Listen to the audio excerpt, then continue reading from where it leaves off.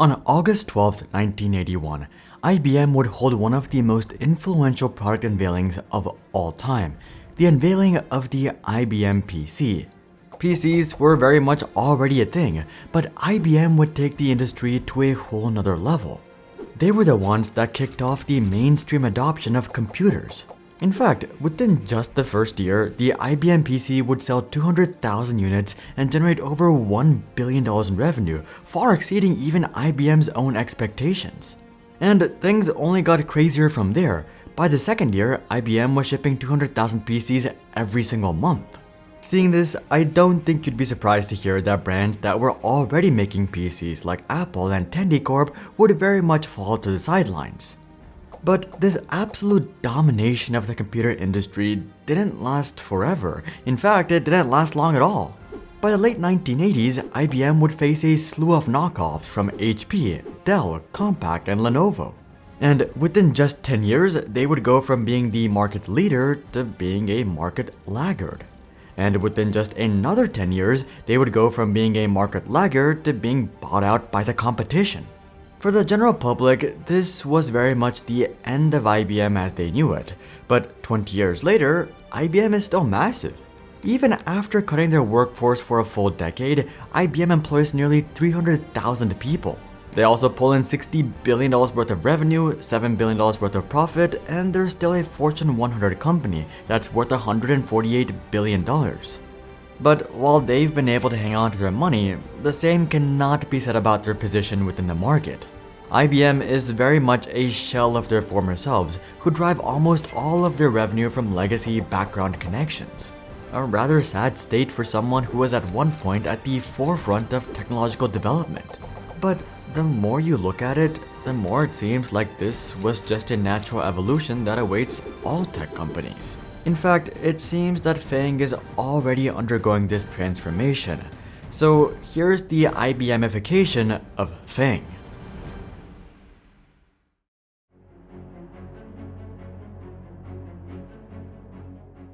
Likely one of the most telltale signs of a company going down the IBM path is their workforce. Historically, FAANG companies have boasted some of the smartest minds in tech. With their small, nimble workforces, they were able to handpick each and every employee. In fact, at Google, Larry Page and Sergey Brin themselves interviewed every single candidate that was actually hired up until the company was worth tens of billions. Sundar was ironically one of the first hires that weren't personally interviewed by Larry or Sergey. I'm sure this entire endeavor was a very time-intensive process, but it also ensured that these companies had unparalleled levels of talent. The only problem with this strategy, though, is that it doesn't exactly scale all that well.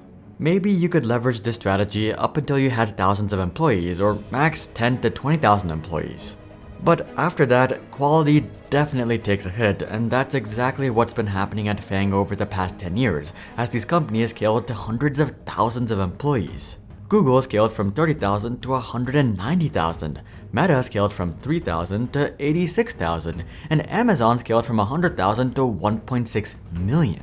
Now, all of these companies still have a bunch of superstars, but they're increasingly become the minority for a couple of reasons. The most apparent factor is obviously the challenge of maintaining hiring quality at these insane scales, but there's a lot more to it. For example, FAANG companies today are attracting a completely different demographic of people. Back in the day, these companies primarily appealed to tech and product enthusiasts who were truly excited about bringing the newest creations to market. Today, these companies primarily appeal to people who are looking for job security, high income, and status. And it's not like you can blame these people either. They're simply looking out for themselves as they should be, but it's not all that great from the company's perspective. And it's not like they can change this reality either. The fundamental problem is that big tech is already big tech. They already have a bunch of established software and services with billions of users each. So the vast majority of their manpower simply goes to maintaining and refining these services as opposed to building new services from scratch. As such, people who are interested in building products from the ground up are naturally drawn to smaller companies where they can play a larger role. And the candidates that big tech is left with is not necessarily people who are unqualified or untalented, but people who are largely looking out for themselves. The reason they're joining Google is not because they can't wait to optimize Google's TV recommendation algorithm, but rather so that they can put Google on their resume and leverage their brand 4 to 5 years down the line when they're looking for a new job or promotion. The thousands of articles and courses out there about how to crack a FAANG job interview is the most obvious evidence of this trend. The biggest emphasis for a lot of applicants nowadays is to just play the job interview game and to break in, not actually excel at the job after they make it. This sort of mindset not only slows down forward progress at these companies, but often leads to backward steps, which brings us into the rapid bureaucratization of big tech.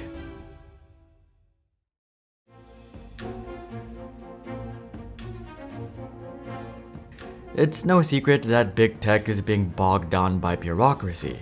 In fact, leaked internal documents confirm that these companies are well aware of this issue. But knowing about the issue and solving it are two completely different things, because bureaucracy is basically baked into these companies' DNAs at this point. Take corporate hierarchy, for example. Historically, these companies have prided themselves over running a very flat organization. In fact, at one point, Larry Page even fired all managers so that there would be no layers of management between engineers and himself. But it's a completely different story at these companies today. Not only do they have the standard management layers, but they have way more.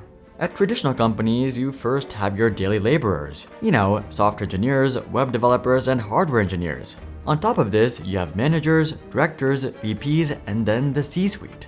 Now, you want to guess how many layers of management Google has? Well, they've got Manager 1, Manager 2, Manager 3, Senior Manager, Staff Manager, Senior Staff Manager, Director, Senior Director, Vice President, Senior Vice President, a C-suite for the sector, and finally, the C-suite for the entire company.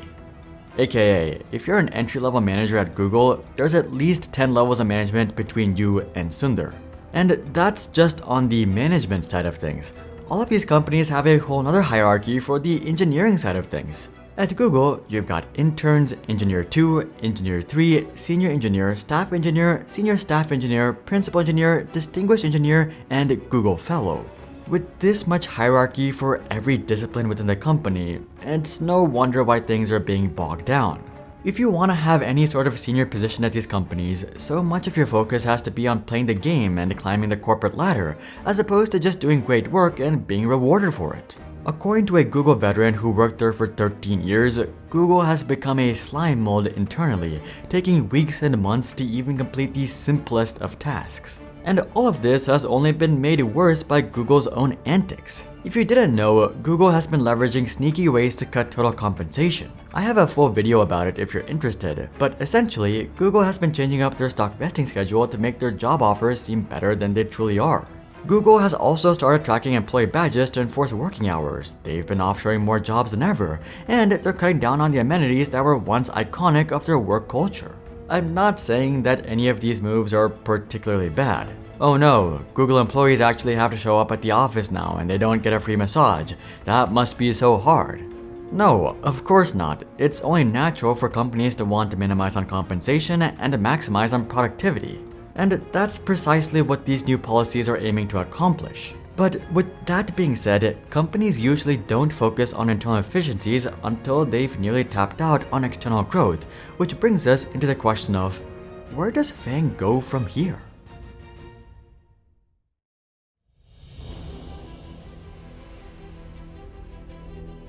The IBM-ification of FAANG was largely kicked off by Microsoft. For nearly a decade at this point, they've basically given up on the whole trying to create the next big thing effort. Instead, they far prefer to just focus on their boring but very lucrative enterprise business. They just take profits from there and bet it on promising consumer businesses like OpenAI or Activision Blizzard.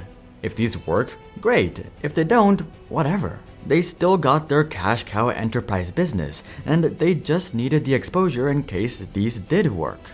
And it seems that most FAANG companies are following in Microsoft's footsteps in their own ways. Google has largely pulled back on their moonshot ideas and is instead betting heavily on the cloud and trying to become a staple giant like Azure or AWS. Similarly, Apple has largely pulled back on groundbreaking iPhone upgrades and is instead focused on becoming a stable services giant. Netflix has largely pulled back on trying to maximize user growth and instead maximize on revenue per user. And as for Amazon, well, they haven't been dependent on retail revenue for a long time at this point. In fact, the only reason Amazon is even a trillion-dollar company in the first place is because of AWS.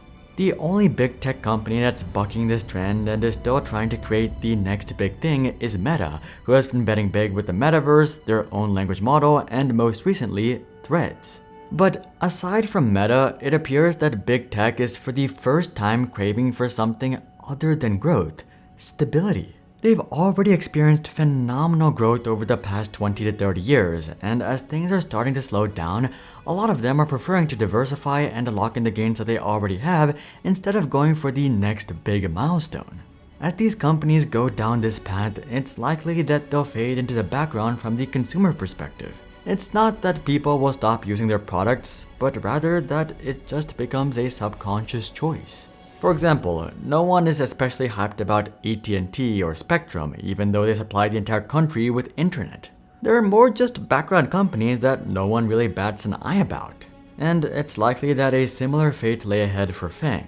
Google is just what you use to access and navigate the internet. Facebook is just what you use to access and navigate social media.